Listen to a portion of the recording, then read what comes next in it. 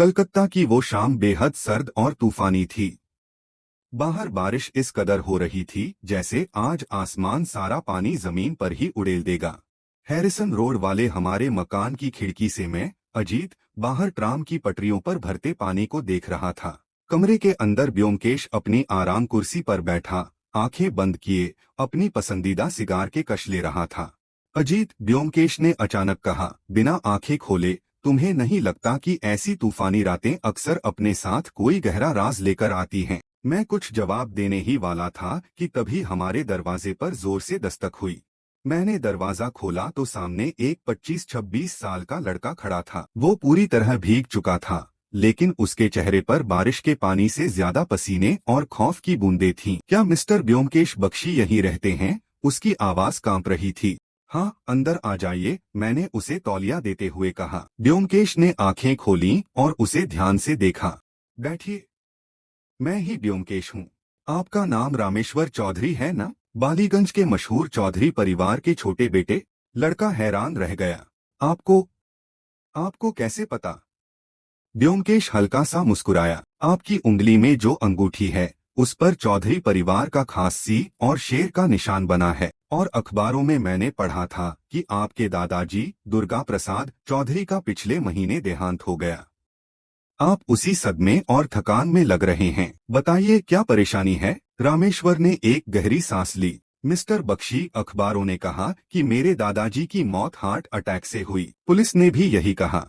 लेकिन मुझे यकीन है कि उनका कत्ल हुआ है। और सिर्फ उनका नहीं, पिछले हफ्ते मेरे बड़े भाई सोमेश की भी अचानक मौत हो गई। उसे भी डॉक्टर ने हार्ट अटैक बताया। लेकिन कल रात मैंने हमारी रसोई के पास हमारी पालतू बिल्ली को मरा हुआ पाया। मिस्टर बख्शी, मेरे घर में कोई हम सबको एक एक करके मार रहा है और किसी को शक तक नहीं हो रहा। ये सुनकर कमरे का माहौल एकदम बदल गया। एक ऐसा कातिल जो बिना कोई सुराग छोड़े हत्या कर रहा था। ये केस बिल्कुल ब्योमकेश के लायक था। डिटेल में बताइए रामेश्वर, ब्योमकेश ने सीधा होकर बैठते हुए कहा। दादाजी की उम्र 75 साल थी, तो सबको लगा कि मौत नेचुरल है, लेकिन वो बिल्कुल फिट थे। मरने से कुछ देर पहले उन्होंने सिर्फ अपनी शाम की चाय पी थी। और मेरा भाई सोमेश, वो तो सिर्फ 30 साल का था, उसे कोई बीमारी नहीं थी। वो अपने कमरे में काम कर रहा था। मेरी भाभी अपर्णा ने उसे कॉफी दी और आधे घंटे बाद वो जमीन पर तड़प रहा था। जब तक डॉक्टर सेन आए, वो खत्म हो चुका था। डॉक्टर ने कहा कि मैसिव कार्डियक अरेस्ट था। ब्योमकेश की आंखों में एक चमक आ गई। डॉक्टर सेन, आपके फैमिली डॉक्टर हैं? जी, पिछले 30 सालों से। क्या पोस्टमार्टम हुआ? नहीं, डॉक्टर सेन ने डेथ सर्टिफिकेट दे दिया था। और हमारे चाचा जी हरीश ने कहा कि परिवार की इज्जत का सवाल है, पुलिस केस या चीरफाड़ नहीं होनी चाहिए। ब्योमकेश खड़ा हो गया। अजीत, अपना छाता लो, हमें अभी बालीगंज जाना होगा। चौधरी हवेली एक बहुत पुरानी और विशाल इमारत थी। अंदर घुसते ही एक अजीब सी सीलन और उदासी की महक आ रही थी। ड्राइंग रूम में हमारी मुलाकात परिवार के बाकी सदस्यों से हुई। चाचा हरीश, जो थोड़े सख्त और घमंडी मिजाज के लग रहे थे, उन्होंने हमें देखकर त्योरियां चढ़ा लीं। रामेश्वर, तुम इन प्राइवेट डिटेक्टिव्स को यहाँ क्यों ले आए? मैंने कहा था न कि ये सब भगवान की मर्जी है। तभी वहां अपर्णा आई। वो सोमेश की विधवा थी। सफेद साड़ी में लिपटी, शांत और बेहद साधारण सी दिखने वाली औरत।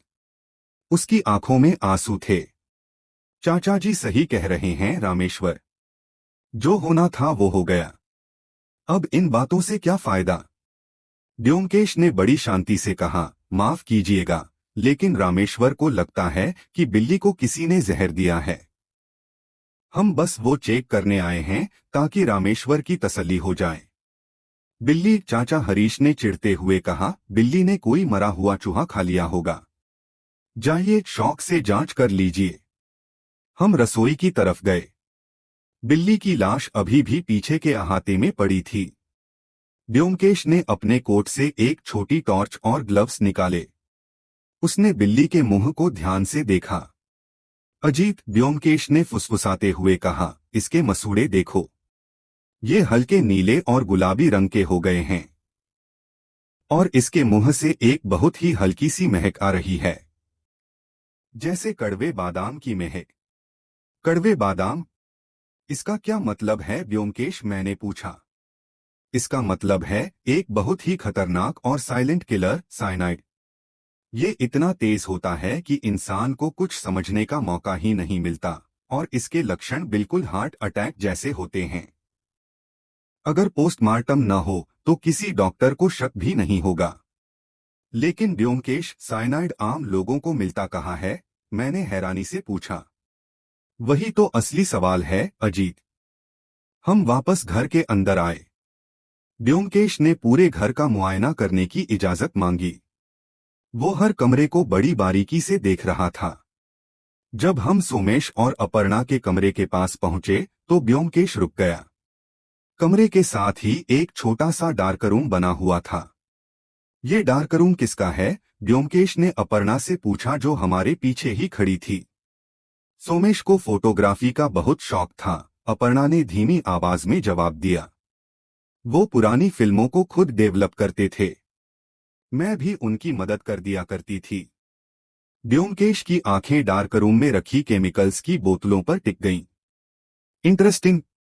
फोटोग्राफी एक बहुत ही कलात्मक शौक है, उसने मुस्कुराते हुए कहा।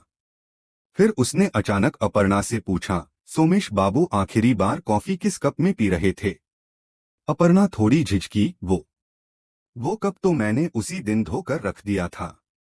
कोई बात नहीं, ब्योमकेश ने कहा। फिर वो अचानक जोर से बोला, ताकि बाहर हॉल में बैठे चाचा हरीश और रामेश्वर भी सुन सकें। रामेश्वर, मुझे तुम्हारे भाई के कमरे से एक शीशी मिली है जिसमें उनकी आखिरी पी हुई कॉफी के कुछ ड्रॉप्स बचे हैं। मुझे लगता है इसमें सुराग है। मैं इसे कल सुबह लेबोरेटरी भेजूंगा। अगर इसमें जहर हुआ तो कल दोपहर तक कातिल पुलिस की गिरफ्त में होगा। मैंने ब्योमकेश की तरफ हैरानी से देखा। उसने मुझे चुप रहने का इशारा किया। मुझे पता था कि उसे ऐसी कोई शीशी नहीं मिली थी। ये ब्योमकेश का बुना हुआ जाल था। ब्योमकेश ने रामेश्वर से कहा कि आज रात हम दोनों इसी हवेली के गेस्ट रूम में रुकेंगे। रामेश्वर तुरंत मान गया। रात के 12 बज चुके थे। बाहर बारिश थम चुकी थी, लेकिन सन्नाटा और भी गहरा हो गया था। गेस्ट रूम में ब्योमकेश ने लाइट बंद कर दी थी। हम दरवाजे के पीछे छिपकर खड़े थे। ब्योमकेश ने वो नकली शीशी टेबल पर बीचों बीच रख दी थी, जिस पर खिड़की से आ रही चांदनी पड़ रही थी। तुम्हें सच में लगता है कि कोई आएगा? मैंने फुसफुसाकर पूछा। इंसान का डर और उसका लालच, ये दो चीजें उसे कोई भी गलती करने पर मजबूर कर सकती हैं, अजीत। बस इंतजार करो, ब्योमकेश ने जवाब दिया। रात के करीब 1:30 बजे हमारे कमरे के दरवाजे का हैंडल धीरे से घूमा। कोई बिना आवाज किए अंदर आया। अंधेरे में सिर्फ एक साया नजर आ रहा था जो सीधे टेबल की तरफ बढ़ा। जैसे ही उस साये ने शीशी उठाने के लिए हाथ बढ़ाया, ब्योमकेश ने अपनी टॉर्च जला दी। रुक जाइए, ब्योमकेश की कड़क आवाज गूंजी। रोशनी में जो चेहरा सामने आया, उसे देखकर मेरे होश उड़ गए। वो चाचा हरीश नहीं थे, जिन पर मुझे शक था। वो शांत आंसुओं में डूबी हुई और साधारण सी दिखने वाली भाभी अपर्णा थी। उसके हाथ में शीशी थी और चेहरे पर खौफ। तभी रामेश्वर और घर के कुछ नौकर भी आवाज सुनकर वहां आ गए। रामेश्वर अपर्णा को वहां देखकर सन्न रह गया। भाभी, आप यहां क्या कर रही हैं? अपर्णा के हाथ कांप रहे थे। उसने शीशी नीचे गिरा दी। ब्योमकेश ने टॉर्च बंद की और कमरे की लाइट जला दी। मैं बताता हूं रामेश्वर, तुम्हारी भाभी यहां वो सबूत मिटाने आई थीं, जो दरअसल कभी था ही नहीं। मैंने तो बस एक जाल बिछाया था और ये खुद उसमें फंस गईं। लेकिन भाभी ऐसा क्यों करेंगी? रामेश्वर चिल्लाया। प्रॉपर्टी और कंट्रोल के लिए, ब्योमकेश ने शांति से समझाना शुरू किया। अक्सर हम कातिल को किसी खूंखार रूप में इमेजिन करते हैं, लेकिन असल जिंदगी में कातिल वो होता है जिस पर आप सबसे ज्यादा भरोसा करते हैं। अपर्णा जानती थी कि दादाजी के बाद सारी प्रॉपर्टी तुम्हारे और सोमेश के बीच बंटेगी। लेकिन सोमेश सीधा साधा था, उसे फोटोग्राफी से मतलब था, बिजनेस से नहीं।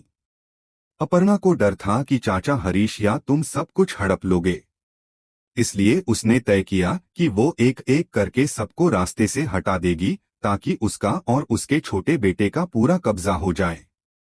अपर्णा जमीन पर बैठ गई और रोने लगी, लेकिन इस बार ये मगरमच्छ के आंसू थे।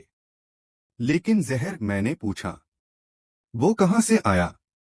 डार्क रूम से, अजीत, ब्योमकेश ने कहा। फोटोग्राफी फिल्म्स को डेवलप करने के लिए एक केमिकल इस्तेमाल होता है, पोटेशियम फेरिसाइनाइड। अपर्णा ने बहुत ही चालाकी से उस केमिकल से प्योर साइनाइड एक्सट्रैक्ट किया। दादाजी की चाय में और फिर अपने ही पति सोमेश की कॉफी में उसने इसे मिला दिया।